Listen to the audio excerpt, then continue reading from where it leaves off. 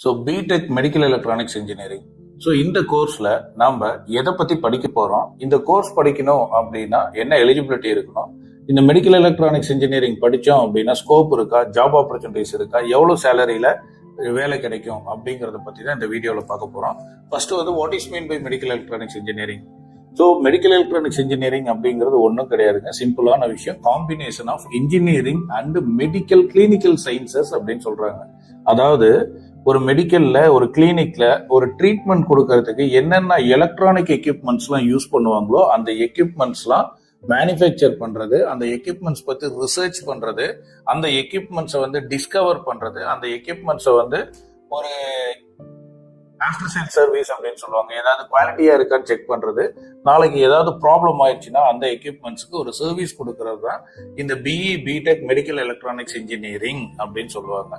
So இதுல பெரும்பாலும் என்னன்னா நம்ம அந்த மெடிக்கல் எலக்ட்ரானிக்ஸ், அதாவது ஒரு ஹாஸ்பிட்டல்ஸ்ல, ஒரு பெரிய பெரிய கார்பரேட் ஹாஸ்பிட்டல்ஸ்ல, ஃபார் எக்ஸாம்பிள் இப்ப கோயம்புத்தூர்ல இருக்க கேஎம்சிஹெச்சா இருக்கட்டும், ராயல் கேரா இருக்கட்டும், பிஎஸ்ஜியா இருக்கட்டும், சென்னையில இருக்கிற எஸ்ஆர்எம் ஹாஸ்பிட்டல்ஸா இருக்கட்டும், அப்போலோ ஹாஸ்பிட்டல்ஸா இருக்கட்டும், காவேரி ஹாஸ்பிட்டல்ஸா இருக்கட்டும், இந்த மாதிரி ஒரு பெரிய பெரிய ஹாஸ்பிட்டல்ஸ்ல டாக்டர்ஸ் ட்ரீட்மெண்ட்ஸ்க்கு யூஸ் பண்ற எலக்ட்ரானிக் எக்யூப்மெண்ட்ஸ் அதை ப்ரொடியூஸ் பண்றதுதான், அதை டிஸ்கவர் பண்றதுதான், அதை வந்து சேல் பண்ணிட்டு அதுக்கப்புறம் ஏதாவது சர்வீஸ் பண்றது தான் இந்த மெடிக்கல் எலக்ட்ரானிக்ஸ் இன்ஜினியர்ஸோட ரோல்.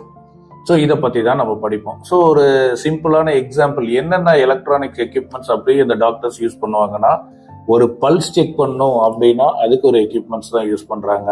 அடுத்தது ஹார்ட் பீட் செக் பண்ணணும்னாலும் நம்ம எக்யூப்மெண்ட்ஸ் தான் யூஸ் பண்றாங்க.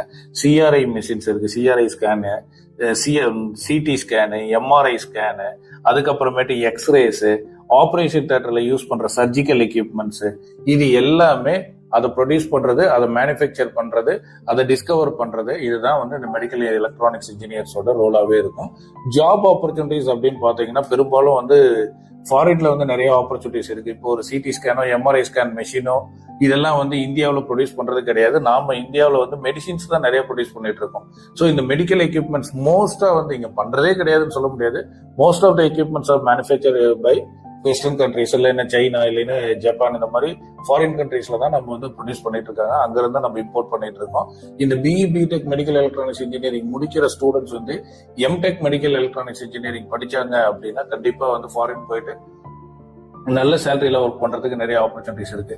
இந்தியாவில் பெரிய பெரிய கார்பரேட் ஹாஸ்பிட்டல்ஸ்ல இருக்கு எல்லா மெடிக்கல் எக்யூப்மெண்ட்ஸும் ஒர்க் பண்ணதா, ஒர்க் பண்ணல அப்படின்னா அதை எப்படி ஒர்க் பண்ண வைக்கணும் அப்படின்னு சொல்லி எல்லா ஹாஸ்பிட்டல்ஸ்லயும் மினிமம் ஒரு 5 to 6 மெடிக்கல் எலக்ட்ரானிக்ஸ் இன்ஜினியர்ஸ் அங்க ஒர்க் பண்ணிட்டு தான் இருப்பாங்க. ஸோ இப்போ இதுல ஜாப் ஆப்பர்ச்சுனிட்டிஸ் பாத்தீங்கன்னா மெடிக்கல் எலக்ட்ரானிக் எக்யூப்மெண்ட்ஸ் மேனுஃபேக்சரிங் இண்டஸ்ட்ரீஸ்க்கும் ரிசர்ச் இண்டஸ்ட்ரீஸ்லயும் நம்ம ஒர்க் பண்ணலாம். அப்படி இல்லைனாட்டி ஹாஸ்பிட்டல்ஸ் லைன்லயும் ஒர்க் பண்ணலாம். சேலரி பேக்கேஜஸ் அப்படின்னு பார்த்தோன்னா மினிமம் டு மினிமம் இனிஷியலா ஒரு ஃப்ரெஷருக்கு வந்து ஒரு 25,000 to 30,000 கிடைக்கும். பேஸ்ட் அப்பான் த ஸ்கில், அவங்களோட நாலேஜை பேஸ் பண்ணி அதுக்கப்புறம் நல்ல சேலரி கிடைக்கிறதுக்கு நிறைய ஆப்பர்ச்சுனிட்டிஸ் இருக்கு. தென் இந்த மெடிக்கல் எலக்ட்ரானிக்ஸ் இன்ஜினியரிங் கோர்ஸ் என்னென்ன காலேஜஸ்ல இருக்கு, ஏதாவது ஒரு அட்மிஷன் புக் பண்ணுமா அட்வான்ஸா, ஸோ உங்களுக்கு அந்த மாதிரி ஏதாவது குறைஸ் இருக்கு, டவுட்ஸ் இருக்குன்னா இந்த ஸ்கிரீன்ல இருக்கிற நம்பருக்கு கால் பண்ணுங்க.